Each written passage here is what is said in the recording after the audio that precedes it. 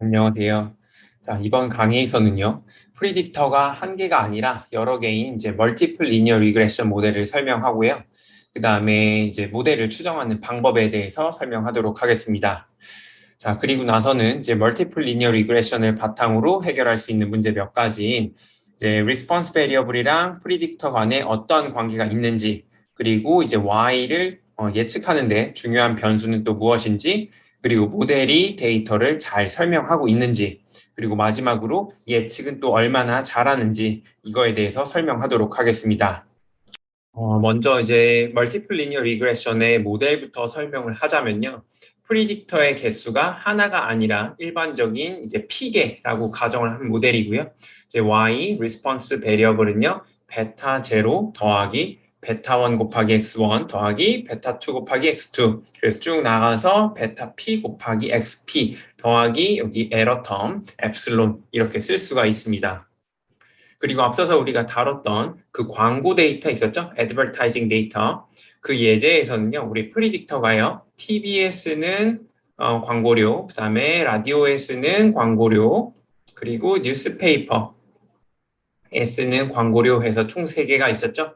그래서 이 모델을 써보면 이제 Y에 해당하는 세일즈는 베타 제로 더하기 베타 1 곱하기 TV 더하기 베타 2 곱하기 라디오 더하기 베타 3 곱하기 뉴스페이퍼 더하기 엡실론 이렇게 쓸 수가 있습니다. 자, 이제 모델을 해석하면요. 이제 모델 해석이 심플 리니어 리그레션보다는 조금 복잡해요. 그거는 프리딕터가 여러 개 있기 때문에 그렇습니다. 이제 해석할 때는 이 베타 J는요. 다른 설명 변수는 모두 고정된 상태에서 XJ의 단위가 하나 증가할 때 Y에 미치는 평균적인 효과, 이 average effect라고 해석을 합니다. 그래서 이제 advertising example로 돌아가 보면요. 이제 다른 광고 매체에 쓰는 돈은 모두 고정된 상태에서 이제 TV 변수를 한 단위 증가시키면 여기에서는 돈이었으니까 뭐 1달러 더 증가를 시키면 평균적으로 세일즈가 상승하는 정도를 우리 베타 1이라고 할 수가 있고요. 라디오도 똑같아요.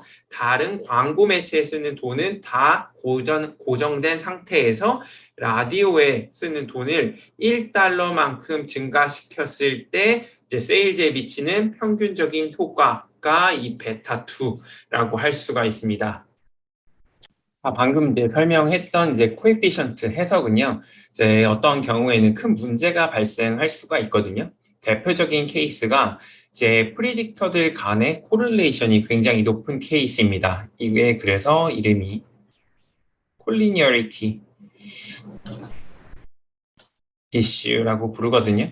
자, 이런 이슈가 발생하면 어떤 문제가 발생하냐면 해석할 때 아까 이 베타 J의 의미는요. 다른 변수들은 다 가만히 있는 상태에서 XJ가 한 단위 증가할 때 Y가 평균적으로 얼마만큼 변할지를 나타낸다라고 했잖아요.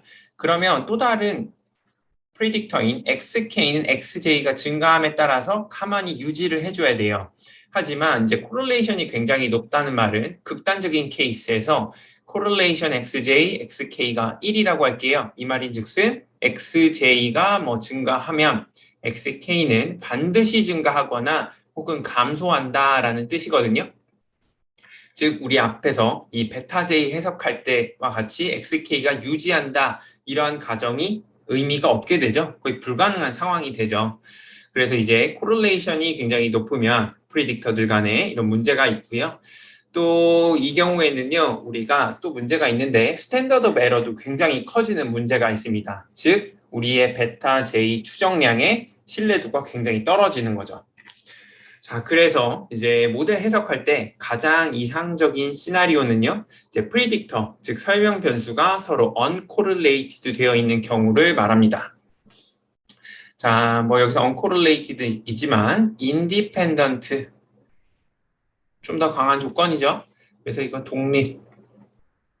자, 일반적으로 이제 독립을 많이 가정하는데요. 이 독립까지는 필요 없고요. uncorrelated이면 이제 가장 이상적인, 이제 설명하기에는 가장 이상적인 케이스라고 할 수가 있습니다.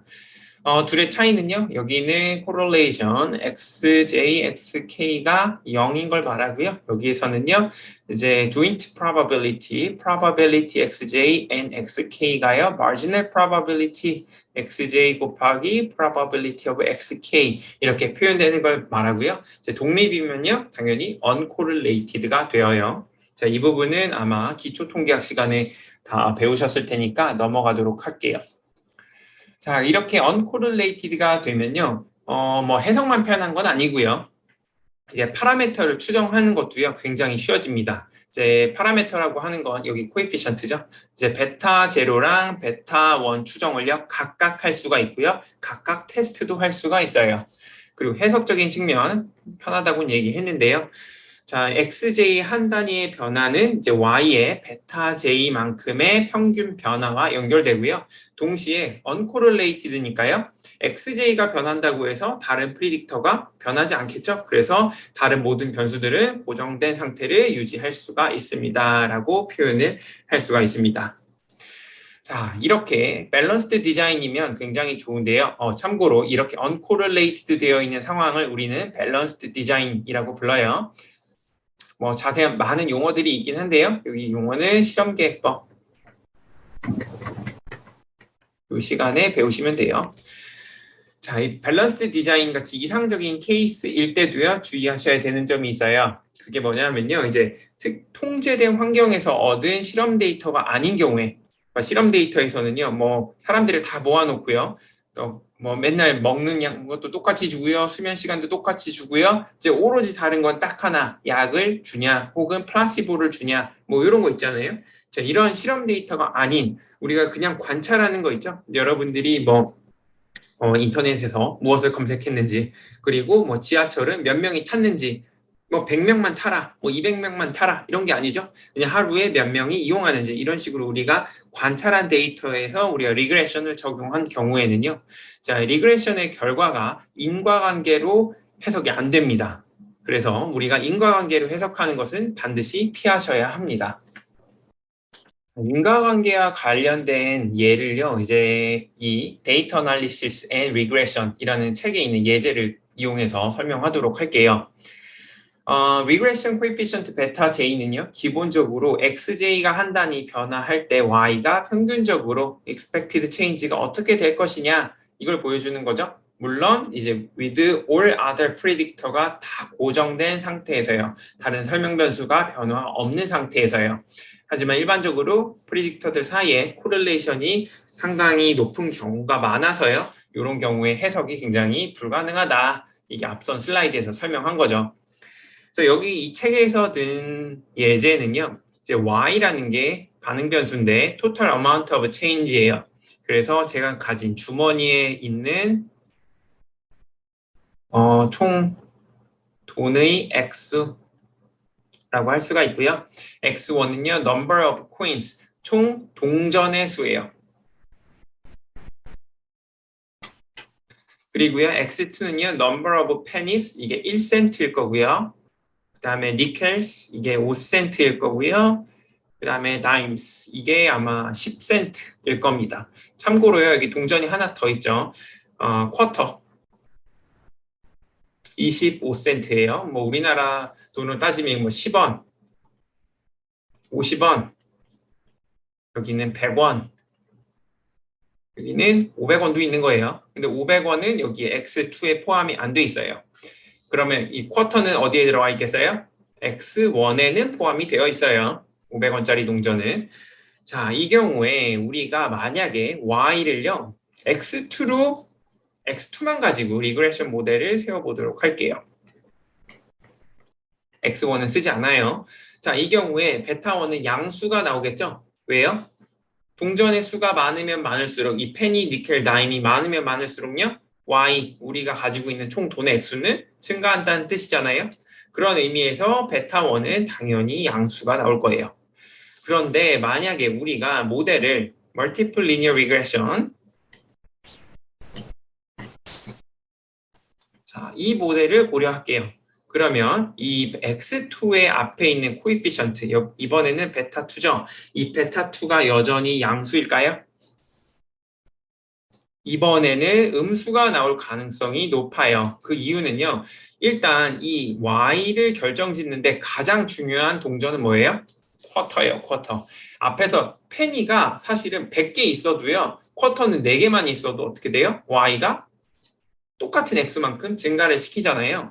그래서 x2의 증감보다는요. x1 자체가 많은 게 좋아요. 엄밀히 따지면요. x1 빼기 x2가 많으면 많을수록 y가 증가하는 폭이 훨씬 더 커지겠죠. 그래서 이제 베타1은 당연히 양수일 거고요. 이제 베타2는요. 이게 많다는 x2가 많다는 말은 상대적으로 쿼터가 적다는 걸 의미하기 때문에 베타2는 음수가 나옵니다. 자, 이렇듯이요. 앞에 있는 코에피션트는요. 다른 프리딕터가 뭐가 추가되느냐에 따라서 부호조차도 달라질 수가 있습니다. 그래서 인과관계로 해석하는 건 더더욱 조심하셔야 됩니다. 이번에는 이제 멀티플 리니어 리그레션의 모델 추정, 즉 파라미터 추정 방법에 대해서 설명할 거고요. 사실은 이거는 앞서 설명했던 심플 리니어 리그레션에서 한 것과 똑같이 이제 RSS를 최소화하는 베타 값을 고른다는 측면에서 똑같습니다. 그래서 RSS 이제 정의대로 써보면요. 우리 summation of i는 1부터 n까지 yi 빼기 yi hat 제곱 이렇게 쓸 수가 있죠. 그리고 yi hat 같은 경우에는요. 모델에서 추정한 베타 0 hat 빼기 베타 1 hat 곱하기 xi1 첫 번째 원소, 첫 번째 프리딕터의 i번째 observation 그리고 이거는 xi2, xip 이렇게 똑같이 쓸 수가 있죠. 이거를 가장 미니마이즈 시켜주는 그래서 베타 햇은요 arg in r s s 이거는 베타에 대한 펑션이죠. 여기 베타. 그래서 이 RSS를 미니마이즈 시켜주는 베타다라고 정의를 할 수가 있죠. 그래서 똑같은 말이고요. 그래서 결국에 같은 원리이기 때문에요. 이것도요. 우리는 리스트 스퀘어 에스티메이터 LSE 혹은요. 리스트 스퀘어 어프로치라고 부릅니다. 자, 이제 추정치 베타 0 햇, 베타 1 햇, 베타 p 햇 이게 다 주어지면요. 이제 아래에 있는 것처럼요. y 햇 미래 예측 값이죠. 혹은 predicted value일 수도 있고요. observation 안에서의 값이라면 fitted value 라고 할 수도 있어요. 이 y 햇은요. 베타 0 햇 더하기 베타 1 햇 곱하기 x1 observation 베타 2 햇 곱하기 x2 더하기 베타 p 햇 곱하기 xp 이렇게 쓸 수가 있습니다. 멀티플 리니어 리그레션에서 이제 설명할 때는요. 이렇게 x, y observation들이 이런 식으로 주어졌을 때 가장 좋은 이 수직거리가 가장 짧은 직선을 찾는 게 우리의 목표라고 했었잖아요. 이 거리 제곱합. 그러면 이제 멀티플 리니어 리그레션에서 실제로 찾는 건 뭘까? 여전히 직선을 찾는 것이냐? 그런데 사실은 직선은 아니고요. 이런 평면을 찾는 거라고 할 수가 있습니다. 자, 이제 여기 보이는 그림은요. x1과 x2 두 개의 프리딕터가 있는 거고요. 자, 이렇게 이 그림을 기반으로 해서 우리가 P가 제너럴하게 3개 이상인 경우에도 충분히 상상은 해볼 수가 있어요. 여기 Y축, Y 있고요. 자, 데이터 포인트가 이렇게 있을 때 우리가 원하는 것은 어떠한 평면을 찾는 건데요. 이 평면은요, 어떤 기준을 가지고 찾냐면 이 observation과의 수직거리 제곱합을 가장 작게 만들어주는 평면이에요. 그래서 제가 아주 극단적인 케이스로 색깔을 뭐 이런 색으로 할게요. 이렇게 이런 식으로 둘게요. 그러면 이 포인트 입장에서는 에러가 어떻게 돼요? 이만큼 생기죠? 이 포인트도요. 에러가 이만큼 생기죠? 수직거리가 이렇게 되겠죠? 그리고 이 포인트 입장에서는 이만큼 생길 거예요. 그래서 수직거리가 더 증가하니까 좋은 평면이 아니다라고 해서 여기 제시된 이 평면이 가장 좋은 것이다 라고 우리가 쉽게 생각을 해볼 수가 있죠. 사실 이제 P가 3부터는 그리기가 굉장히 어렵습니다. 하지만 이제 같은 원리로 할 수 있다고 했으니까 여러분들이 상상력을 발휘해서 찾아보시길 바랍니다. 지금까지 우리가 배웠던 멀티플 리니어 리그레션의 개념이랑 coefficient 해석하는 것들을 이제 advertising 데이터를 이용해서 다시 한번 설명하도록 하겠습니다. 자, 여기 나와 있는 표는요, 이제 multiple linear regression 적용한 결과고요. 여기에 보이시는 coefficient, 이게 이제 베타 0 hat, 베타 1 hat, 마찬가지로 이렇게 쓸 수가 있겠죠. 자, 예를 들어서 우리가 이번에 베타 2에 대해서 관심이 있다고 할게요. 여기 나온 거예요.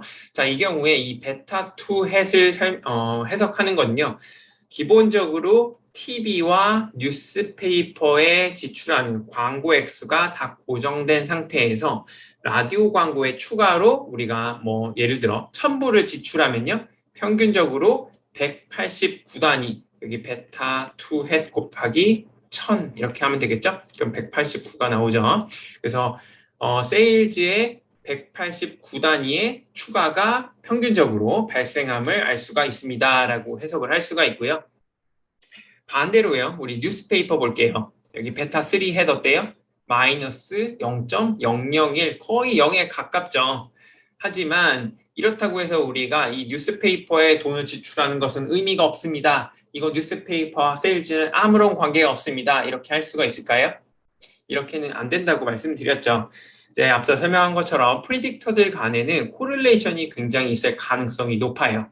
그래서 뉴스페이퍼의 광고 효과가 전혀 없다고 해석할 수는 없고요. 그냥 이 데이터에서는 뭐 이런 결과가 있다 정도로만 해석하시는 게 좋을 것 같습니다.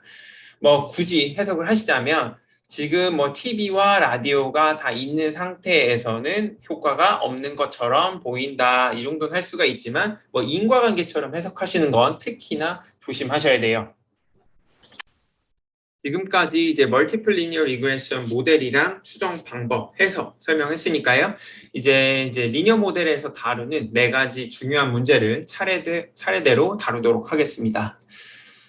첫 번째 문제는요, 이제 설명 변수 x1, x2, xp 중에 적어도 하나 이상의 변수가 반응 변수를 예측하는데 중요할까? 이거에 대한 질문이고요. 두 번째는요, 이제 모든 프리딕터들이 y를 설명하는 데 도움이 될까? 아니면 일부만 유용할까? 자, 이거는 엄밀히 따지면 1번과 2번 조금 다른 거예요. 하나라도 도움이 될까? 뭐가 중요한지는 찾지 않는 거고요. 두 번째는 뭐가 중요한지 이걸 찾는 거고요.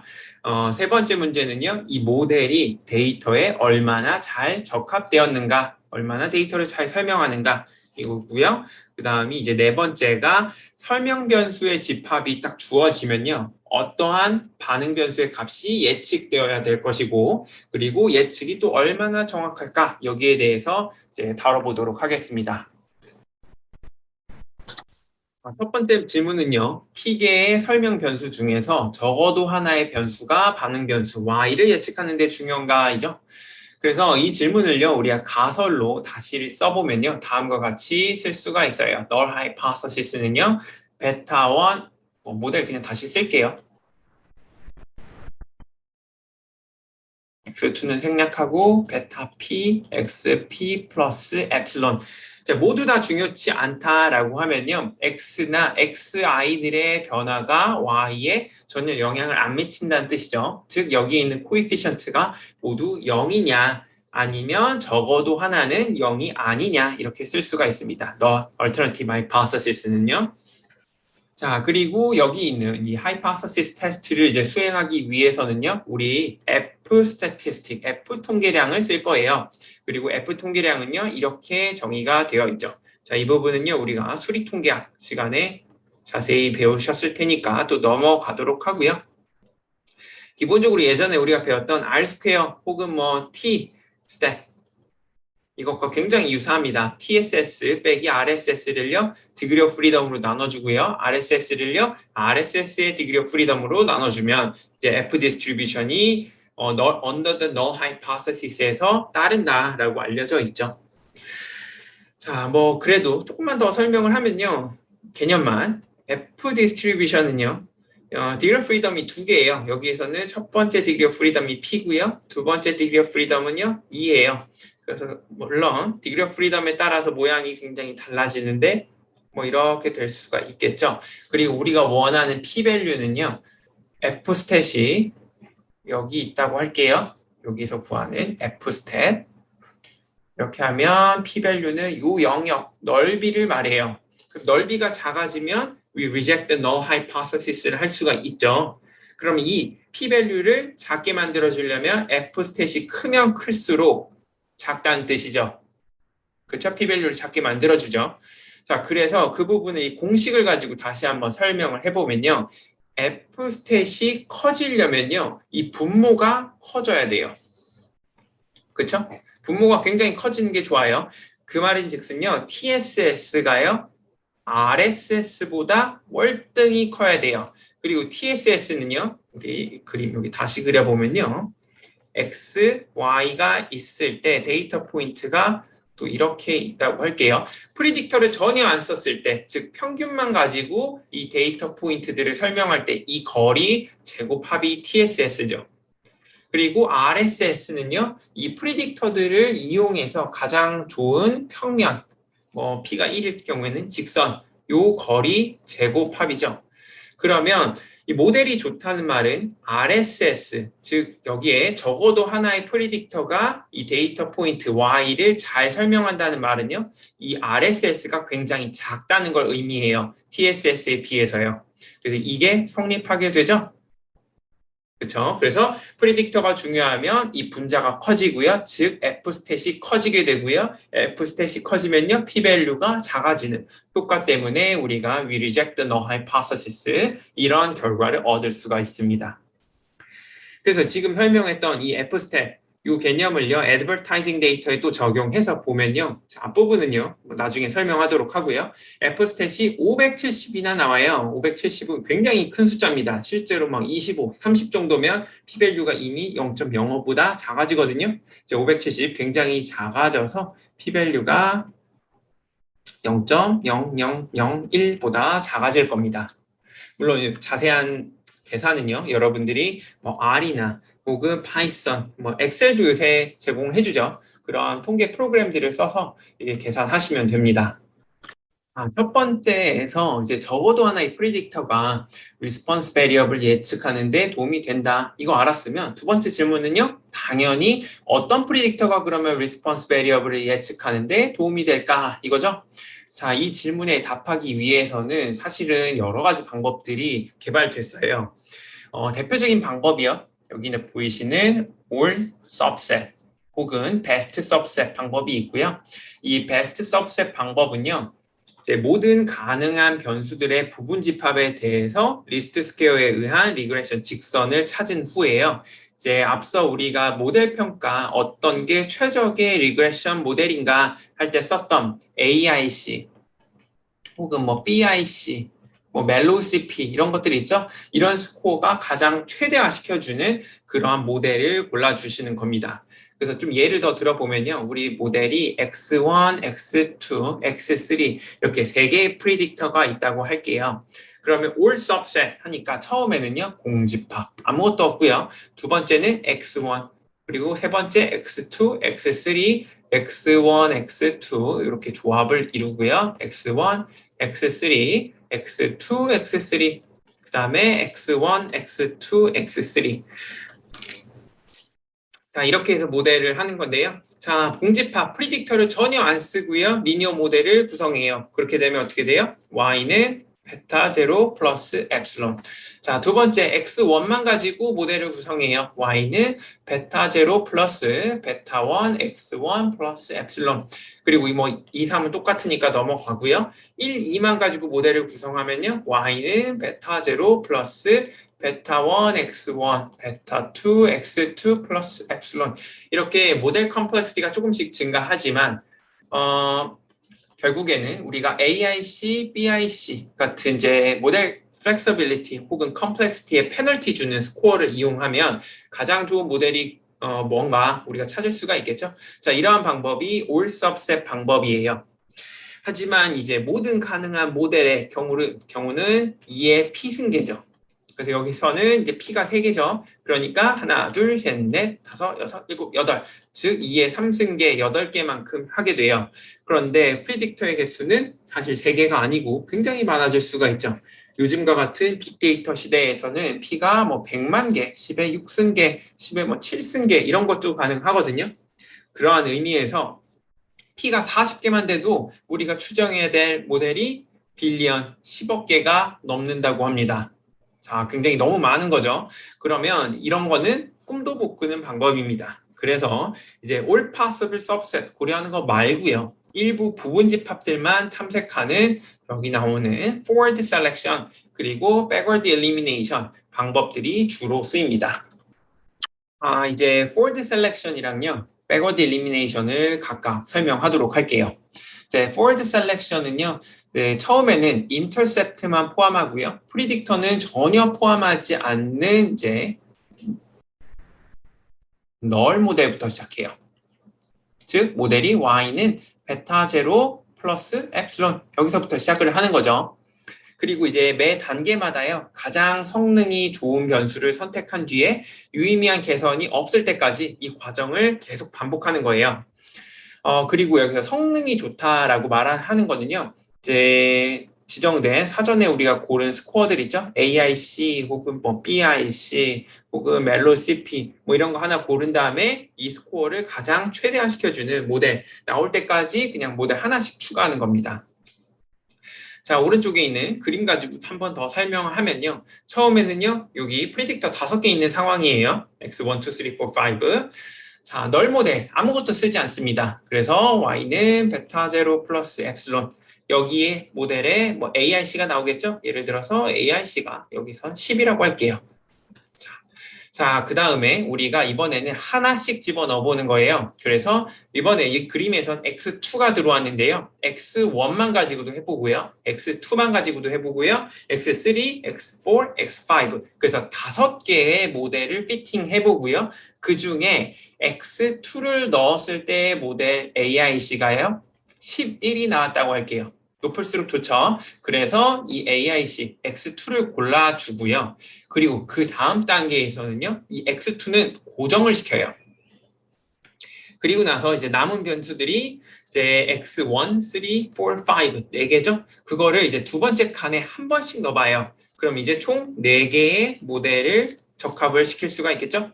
그 다음에 그 중에 가장 좋은 AIC를 갖는 모델이 있는데, 뭐 그게 X5를 넣었을 때고, 그때가 12라고 할게요.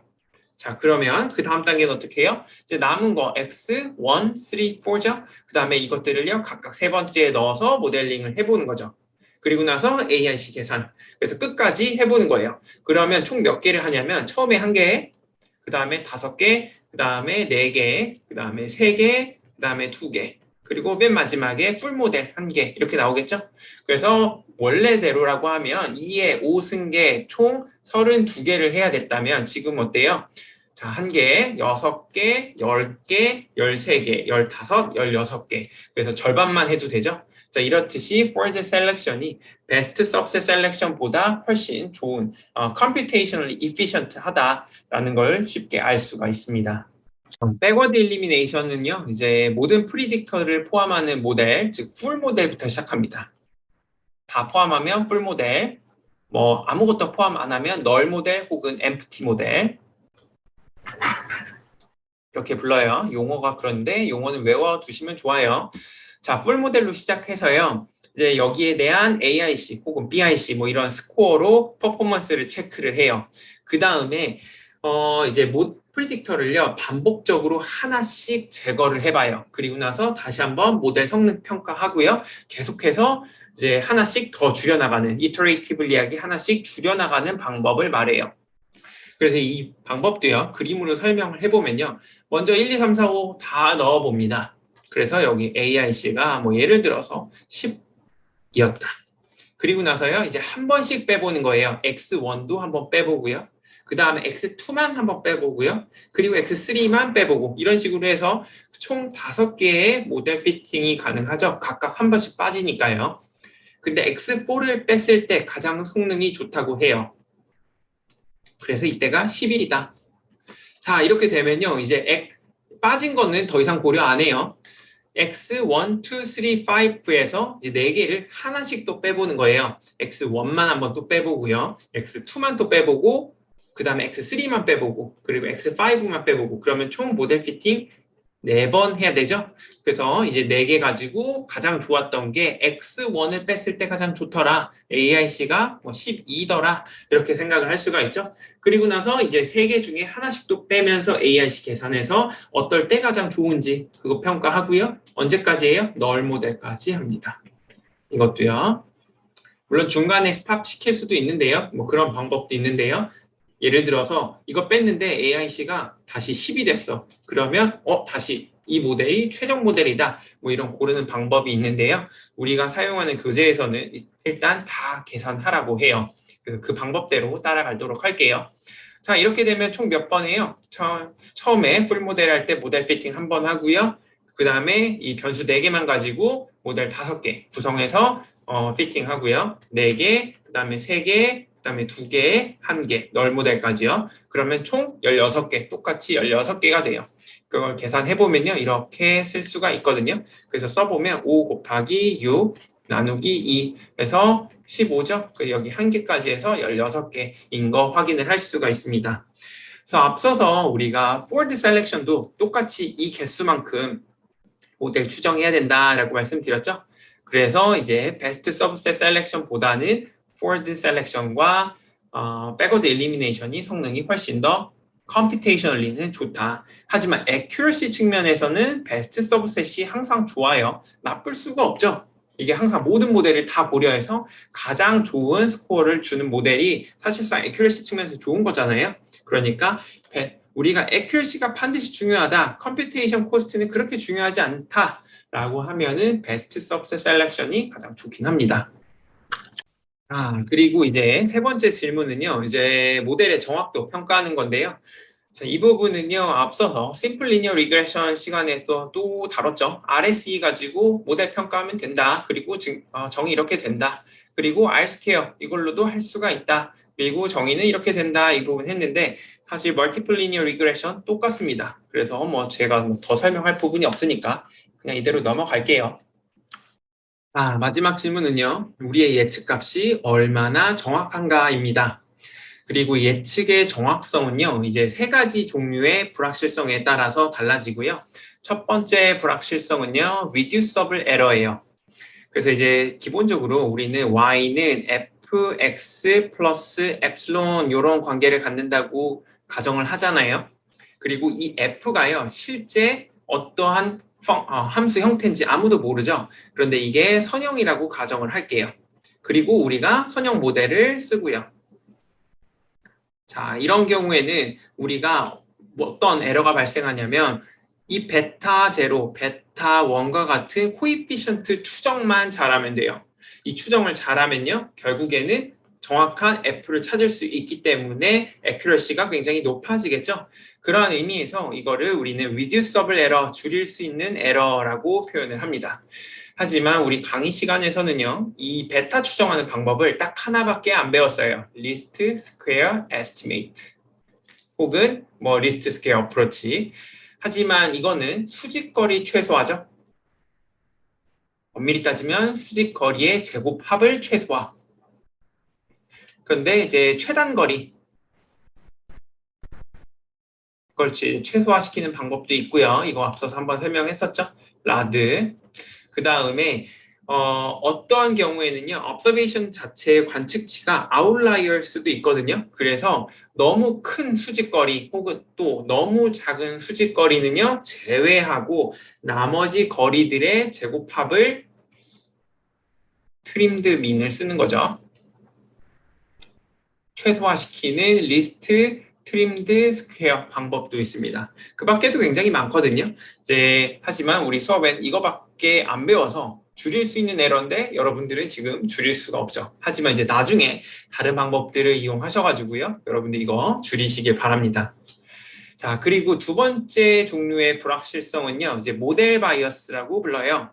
모델 바이어스는요. 이제 실제 여기 있는 것처럼 F가 선형이 아니에요. 그런데 우리가 선형 모델을 써요. 그럼 어떻게 돼요? 필연적으로 바이어스가, 그러니까 inaccuracy가 발생할 수밖에 없죠. 부정확성이 있을 수밖에 없어요. 거기에서 이제 발생하는 걸 모델 바이어스. 물론 이런 것들은 사전 지식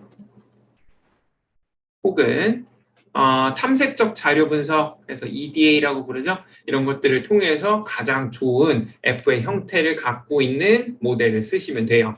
그런 의미에서 우리가 줄일 수도 있다라고 할 수가 있고요. 세 번째는 irreducible error 해서 줄일 수 없는 에러고요. 그거는 앞서 설명한 대로 엡슬론이 이 부분에 해당하겠죠. 이제 강의 요약하고 마치도록 하겠습니다. 자, 이번 강의에서는요, 참 많은 걸 설명했는데, 첫 번째 했던 거는 이제 P가 1개 이상일 때 쓸 수 있는 선형 모델인 Multiple Linear Regression을 설명했고요. 모델은요, Y는 베타 0 더하기 베타 1 X1 그리고 베타 P, XP 플러스 엡슬론 이렇게 설명했고, 두 번째는 이 모델의 베타 추정 어떻게 하느냐, 추정 방법. 이거는 사실 심플 리니어 리그레션과 동일하다. 수직거리 제곱합을 최소화시켜주는 리스트 스퀘어 에스티메이터 쓰면 되고요. 그 다음에 세 번째가 이제 멀티플 리니어 리그레션으로 해결할 수 있는 4가지 문제 했죠. 4가지 question. 그래서 첫 번째가 이제 response variable이랑 predictor들 사이에 실제 관계가 있냐 없냐 이거였죠. 그 경우에는 관계 OX라고 표현할게요. OX. 이거는 이제 hypothesis test. 그리고 F-stat, F-테스트 이용하면 된다. 이 부분 설명했고요. 그 다음에 두 번째, 관계가 있다면 어떠한 변수가 Y 예측하는데 중요하냐? 자, important variable 이렇게 쓰고요. 찾는 방법은 총 3가지가 있어요. 엄밀히 따지면 뭐 한 가지죠. 하지만 이제 best subset 셀렉션 방법, 그 다음에 이게 computationally 너무 느려요. accuracy는 좋아요. 근데 computation 안 좋아요. 그래서 나왔던 대안이요. 이제 forward selection. 이거는 이제 accuracy는 상대적으로 떨어지는데요. 엄청 떨어지진 않아요. 하지만 computation은요, 굉장히 좋아지죠. 네, 세 번째죠. 두 번째 대안 방법, backward elimination 이렇게만 쓰고요. accuracy도요. 이것도 떨어져요. best subset selection보단요. 하지만 많이 떨어지진 않고요. computationally 굉장히 efficient해요. 그러면 앞서 설명은 하지 않았지만 이 두 개만 비교하면 어떻게 될까? 이런 궁금증이 있죠. 항상 둘의 결과가 같을까? 그렇지는 않고요. forward selection은요. accuracy가 조금 더 떨어져요. backward elimination보다요. 근데 computationally는요. 더 좋습니다. 이건 조금만 생각해 보면 되는데요. 여기에서는 이제 널 모델부터 시작하죠. 그리고 우리가 5개의 모델 예측하는 거는 프리딕터를요 하나씩만 써요. 그런데 여기에서는 어때? P개의 모델. 아까 얘에서 5개를 했죠. 그럼 여기서는 5개의 모델 추정하는 건요. 프리딕터를 4개를 써야 돼요. 그러다 보니까 굉장히 많은 양의 계산량이 요구될 수도 있어요. 상대적으로요. 그래서 컴퓨테이셔널리 이게 백워드가 더 안 좋다라고 볼 수가 있습니다. 자, 그리고 세 번째는요. 이제 모델 적합성 나타내는 개념인데요. 이거 앞부분이랑 똑같아서 그냥 넘어갔고요. 그냥 한글로 쓸게요. 모델 적합성. 그래서 R, S, E 그 다음에 R 스퀘어 쓰면 된다. 그리고 네 번째가요. 예측 정확성. 사실 그리고 정확성을 이제 나타내는 지표를 설명한 건 아니고요. 지표는 앞선 파트 1에서 다 설명했잖아요. MSE 같은 거요. 그래서 여기에서는 3가지 종류 에러를 설명했죠. 하나는 이제 줄일 수 있는 에러. 그 다음에 여기 줄일 수 없는 에러. 그래서 이 부분은 베타 추정. 관련된 거고요. 여기는 엡슬론. 그리고 두 번째가 모델 바이어스. 잘못된 F 가정으로부터 나온 거죠. 자, 이렇게 설명을 드렸습니다.